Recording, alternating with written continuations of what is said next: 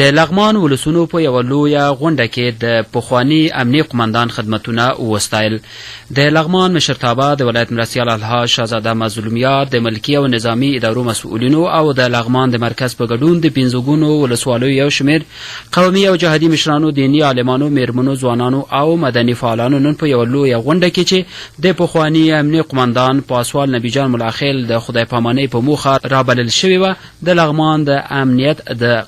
تامین او ولسی خوندیتوب په برخه کې د نوموړي تر سره کړي خدمتونه وستایل. هغه غونډه چې په همدې موخه د حامد کرزي د غونډو په تالار کې جوړه شوې وه، پیل کې د لغمان د ولسونو، دیني عالمانو، مخورو په استازۍ د علماو شورا رئیس مولوي عبیدالله لکوزي، د ولایتي شورا استازي ګلزار سنگروال او حاجي امان الله تورجان په وار سره په خپلو خبرو کې د لغمان ولایت د امنیتي او دفاعي ځواکونو د رهبرۍ تر منځ ښه همغږۍ او دښمن په مقابل کې د خاورې او ولس څخه د دفاع او سرخندنه وستایله او په دغه لاره کې د ټول امنیتي ټیم په ځانګړې توګه د پخوانی امنیه قمندان پاسوال نبی جان ملاخیل نستړي کیدونکې هلې ځلې د پام وړ په ګوته کړې. ورپسې د امنیتي او دفاعي ځواکونو په استازۍ د لغمان د ملي امنیت رئیس بریج جنرال محمد حسن شهید زوی بیا د ښاغلي ملاخیل په میړانه او سرخندنه خبرې وکړې. په میړانه او سرخندنو د خبرو ترڅنګ د امنیت د تامین په برخه کې د ولسونو له پراخې همکارۍ مننه وکړه او ولسونو ته یې ډاډ ورکړ چې د لغمان د امنیت د خوندیتوب په برخه کې به خپل تدابیر او عملیاتي پلانونه نور هم پراخ کړي.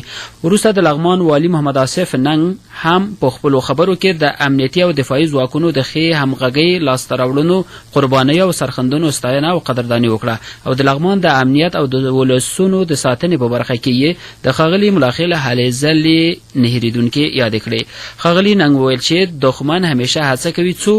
ویره او وحشت خپور کړي، ولې زموږ هڅه به دا وي چې د دې خاورې د ملي نواميسو او مځکنۍ بشپړتیا څخه دفاع وکړو او د خپلو ولسونو لپاره امنیت خوندي کړو. لغمان والي د خپلو خبرو په پای کې د هېواد د ولسمشر له دغې پرېکړې د مننې ترڅنګ هیله څرګنده کړه چې لغمان ته یو داسې کس د نوي امنیه قمندان په توګه وګماري چې د پخواني امنیه قمندان تشه پرې ډکه شي. په پای کې د لغمان پخواني او د فاریاب نوي امنیه قمندان پاسوال نبی جان ملاخیل د لغمان د خلکو د ښې میلمهپالنې او د امنیت د تامین په برخه کې له پراخې همکارۍ د مننې ترڅنګ ویل چې په لغمان کې د ماموریت لا هم ځینې نیمګړي ارمانونه چې هغه د ولس د امنیت د خوندیتوب او د مخالفینو د ځالو د منځه وړلو لپاره یې درلودل پاتې شول، خو هیله یې څرګنده کړه چې امنیتي ټیم یې د راتلونکي قمندان سره پل په پل تعقیب کړي.